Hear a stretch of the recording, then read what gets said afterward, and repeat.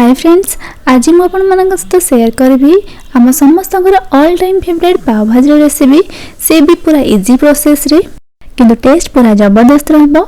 ए पाव भाजी को आम बिना फूड कलर रे हेल्दी वे रे बनैबा। आ मार्केट रे तो से माने बहुत आलू यूज करंती एथिरे, किंतु आम एथिरे बहुत कम अमाउंट रे आलू यूज करके शीत दिन विभिन्न प्रकार जो ताजा परिबा मिले से परिबा को लेके याको बनैबा। तो खाइबा पई जति टेस्ट लागिवो सेति हेल्दी मध्ये रहइबो। तेन करी वीडियो को पूरा फुल वॉच करंतु। तेबे आउडे न करके चलंतु आज बहुत ही स्पेशल रेसिपी को बनवा स्टार्ट करबा। तो पाव भाजी बनाइबे मैं सब परिबा को धोई की काटी के रखिछि।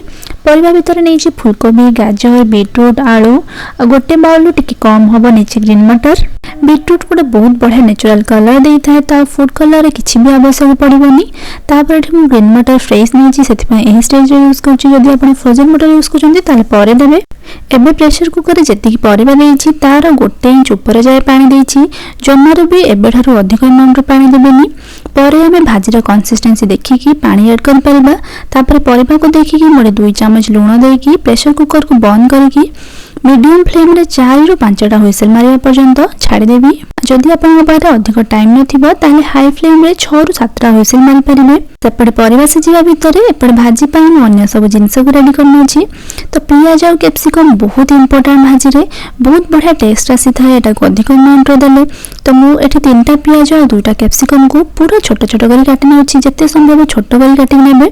सेपटे प्रेशर कुकर रे 4 रु 5टा हुइसेल दा आसी गलानी। तो अब प्रेशर कुकर को ओल्हे की जोथरे भाजी बनैबी से कढ़ाई को बसै दै छी। भाजी बनैया पे सब बेले गोटे चौड़ा और मोटा कढ़ाई देखि नेबे।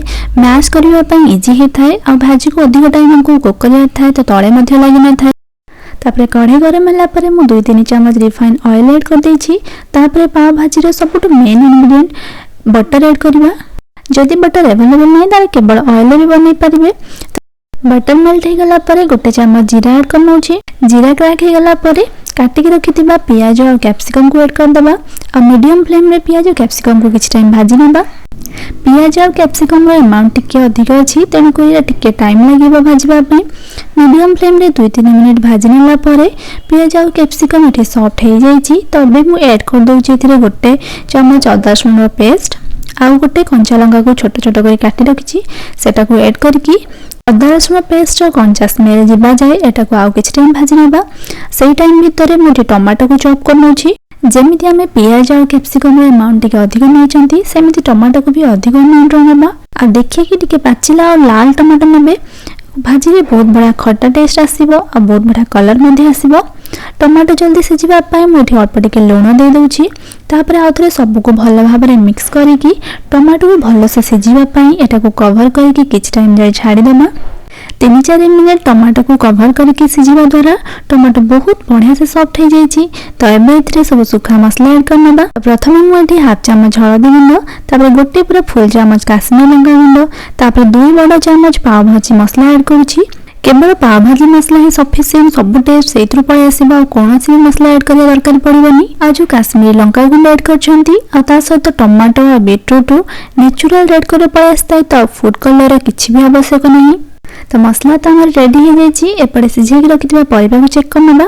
परिबा मोड बहुत बढ़िया से सिझी जाइए। तो परिबा को सब मसला रे दे देबा। पानी एबे दबानी, केवल परिबा को देकी गोटे मैशर रे सेटा को भलो से मैश करना। मो पाखरे एही पाव भाजी मैशर अछि तो मोटा को यूज करछि। जदि एटा आपन पाखरे नाही ताले खडिकार पछपटे हो नले ग्लास रे पछपटे भी आपन परिबा को मैश करि परिबे। आ एही टाइम रे मो गैस रो फ्लेम को पूरा लो रखिछि जादा तळे लागिबनी। एबे एही परिबा को पूरा 3-4 मिनिट जाय पूरा चिकन होबा जाय पूरा भलो भाबरे मैश करनेबी। परिबा बिल्कुल भी न देखा जिबा दरकार, पूरा भलो भाबरे मैश होइबा दरकार। किछि टाइम मैश करनेला परे देखि पारुथिबे किछि भी परिबा जणा पड़नी ने कोन परिबा ऐड करथले सब पूरा मैश हो जाइछि।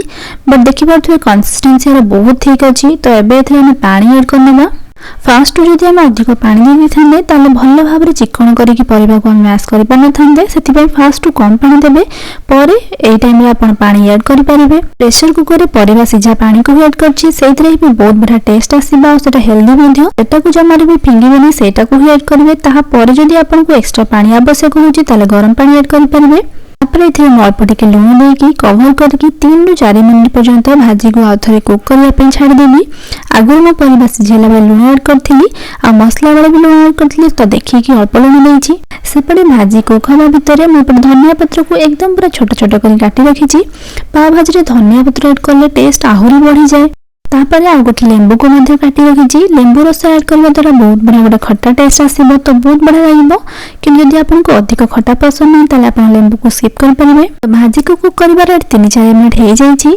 लास्ट को म फ्लेम को ऑफ करबा आगरु काटी रखिथिबा धनिया पत्र आ फाळे लेंबूर रस को ऐड करिकि भल भाबे सेटा को मिक्स करिकि फ्लेम को ऑफ करनबे। तो भाजी हमर रेडी हे जाइछि। देखिबा तो केते टेम्पटिंग लागुछि। आ एटा ठंडा होला परे आहुरी अधिक बहलिया आ जाय थाए तेनकुरे अधिक बहलिया हबा जाय कुक करबानी। एही स्टेज रे ही मो फ्लेम को ऑफ करनोछि। सेपटे तो हमर भाजी रेडी हे जाइछि। खाली भाजी को टेस्टी बनले हबनी पाव के भी भल से सेकिबा।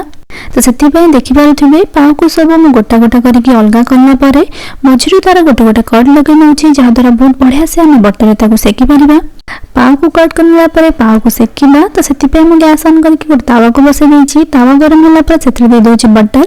जेमति कि म कहितली पाव भाजी रे बटर होछि बहुत इंपोर्टेंट। बटर रे बहुत बड़ा टेस्ट आस्ता है। बटर मेल्ट होला परे सेति काटी रखिथि देछि धनिया पत्र हाफ चम्मच पाव भाजी मसला गोटे चम्मच हम भाजी देकी एटा को गोटे 2 सेकंड भाजी नेला परे तापरे पाव को सब दे दबा।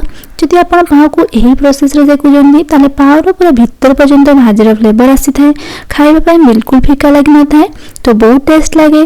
पाव को एपर सेपर करके दुई पटा साइड रो सेकि नेबा भलो भाबरे कि बेसी टाइम नहीं गोटे मिनिट रे दुई पटा साइड हे जाय थाए। देखि पारु तुबे दुई पटा साइड रो केते बढ़िया कलर आसीछि। आ सेकिला परे पाव तो आहुरी आग अपेक्षा सॉफ्ट मध्ये हो जाइछि। तो पाव हमर रेडी हो जाइछि। तो अबे पाव भाजी को हम सर्व करबा।